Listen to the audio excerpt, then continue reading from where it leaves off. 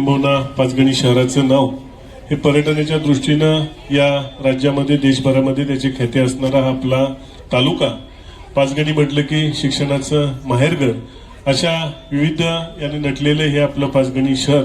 आणि या शहराच्या वैभवात आज कित्तूरकर डेंटल क्लिनिकचं आज या वास्तूचं आज या ठिकाणी आबांच्या हस्ते या ठिकाणी उद्घाटन झालं.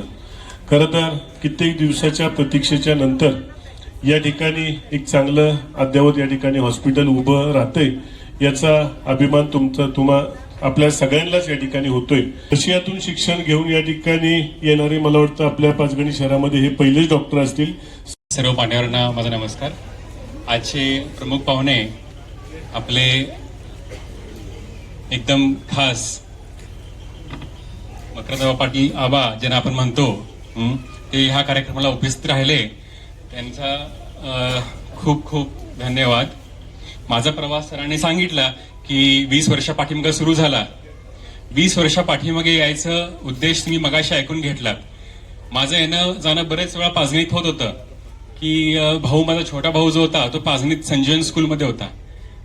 मलाही इथं स्कूलमध्ये घालायचं होतं संजीवनमध्ये, खरं मी नाही त्यावेळेस नाही म्हणून सांगितलं. त्याचं नाही, ह्याचा पाठीमागचा उद्देश देवाचा काहीतरी वेगळाच होता. मी माझं आयुष्य पाचगणीमध्ये काढणार आहे, त्यामुळे त्यावेळेस नको, नंतरही येतो. तर माझ्या छोट्या भावाने इथं शिक्षण कम्प्लीट केलं 10वी पर्यंत. त्याचं माझं सगळं शिक्षण संपल्यानंतर मग मी त्या पाचगणीत आलो आणि माझा एक प्रयत्न होता की काहीतरी चांगलं करायचं. ते जर सफल झालं तर आपण इथं स्थायिक व्हायचं, असं एक उद्देशानं आलो होतो. आणि पाचगणीच्या लोकांनी मला इतकं चांगलं सपोर्ट दिला. हळूहळू जागा मिळाली, पेशंट्स वाढले, तुमचा प्रेम मिळाला. सगळ्यांचा एक छोटंसं माझं स्वप्न होतं काहीतरी एक मोठं करायचं पाचगणीमध्ये.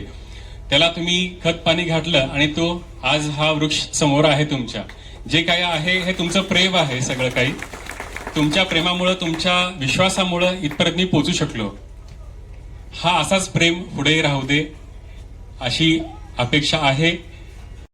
कित्तूरकर डेंटल क्लिनिकचा उद्घाटन समारंभ अतिशय आनंददायी आणि मंगलमय वातावरणामध्ये हा कार्यक्रम पार पडतोय.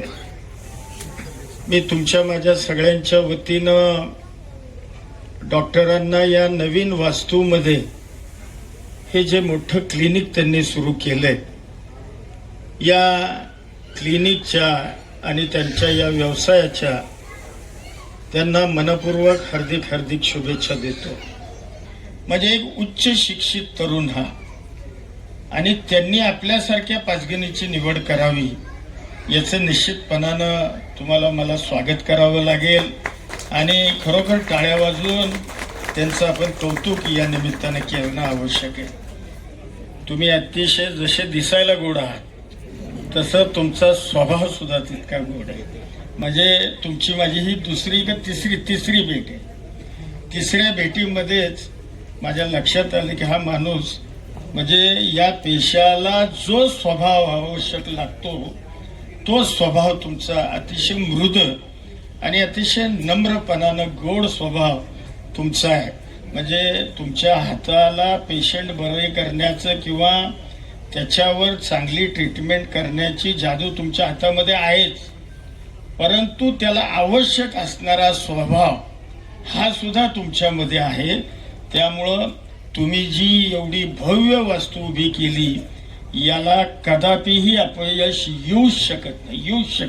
ज्याचे दात चांगले ती व्यक्ती दीर्घायुष्य असते असं म्हणतात. म्हणजे ती वस्तुस्थिती आहे.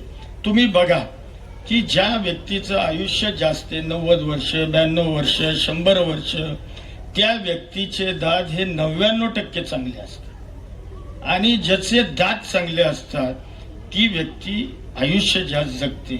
आणि सगळ्यात महत्वाचं म्हणजे आरोग्याच्या दृष्टीनं दात चांगले असणं हे आवश्यक आहे, परंतु सौंदर्याच्या दृष्टीनं सुद्धा तुम्ही बघा ज्याचे दात असे मोत्यासारखे, आपण मोती हा शब्द वापरतो दात्यांना, ज्याचे दात मोत्यासारखे असतात किंवा स्वच्छ पांढरे शुभ्र असतात, त्याचं हसणं आणि त्याचं दिसणं सुद्धा हे खूप मोहक असतं.